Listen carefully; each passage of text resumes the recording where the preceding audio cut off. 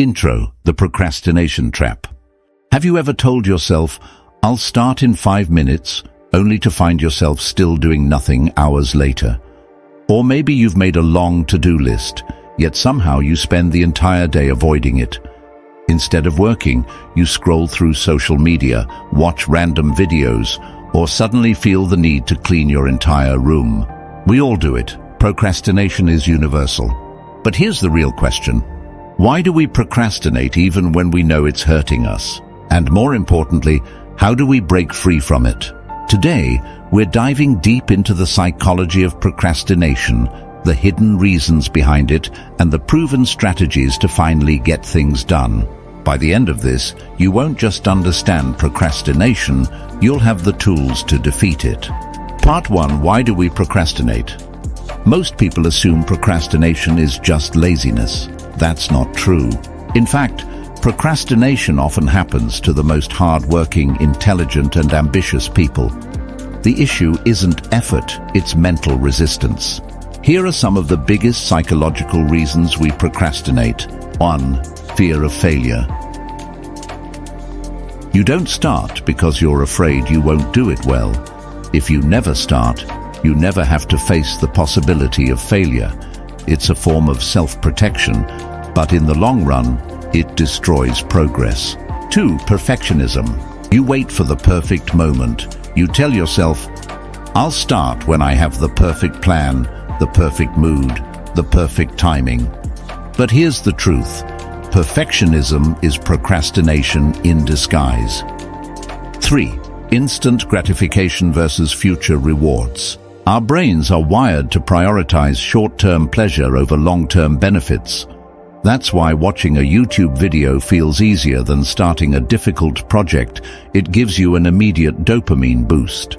But every time you choose short-term pleasure over long-term success, you strengthen the habit of procrastination. 4. The overwhelm effect. When a task feels too big, your brain sees it as a threat and tries to avoid it. Instead of tackling the task, you distract yourself. Sound familiar? If so, don't worry, there's a way to beat it.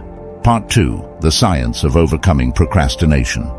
Now that we know why we procrastinate, how do we fix it? Here are 7 powerful science-backed strategies that will help you take action immediately. 1. The 2-minute rule. If something takes less than 2 minutes, do it immediately. Reply to that email. Clean that desk. Take out the trash. This eliminates small tasks before they pile up. 2. The 5-minute trick.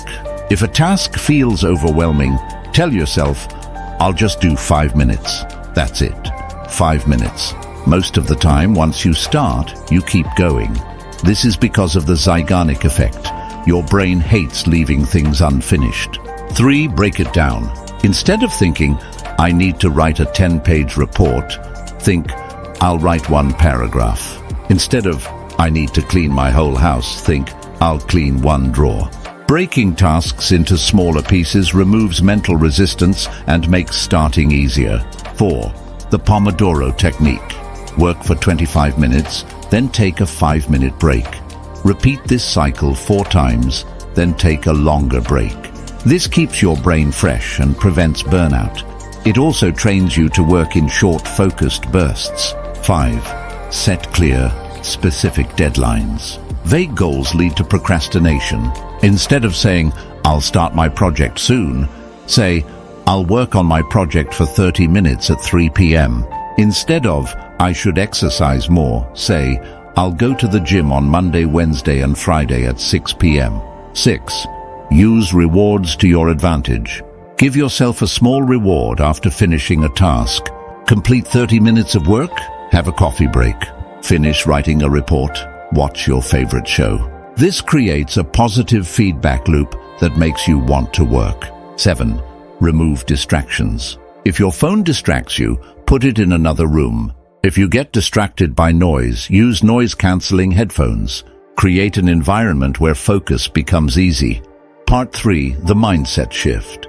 Even with these strategies, old habits can creep back in. So how do you stay consistent? 1. Change your identity. Instead of thinking, I need to stop procrastinating, tell yourself, I am the type of person who takes action immediately. Your brain works hard to match your identity, so make sure it aligns with your goals. 2. Don't rely on motivation, rely on discipline. Motivation is temporary, it comes and goes. Discipline, however, is a muscle. The more you use it, the stronger it gets. Don't wait to feel motivated. Start before you feel ready. 3. Forgive yourself and move on. Studies show that people who forgive themselves for past procrastination are less likely to procrastinate in the future. If you slip up, don't dwell on it. Just refocus and keep moving forward. Part 4.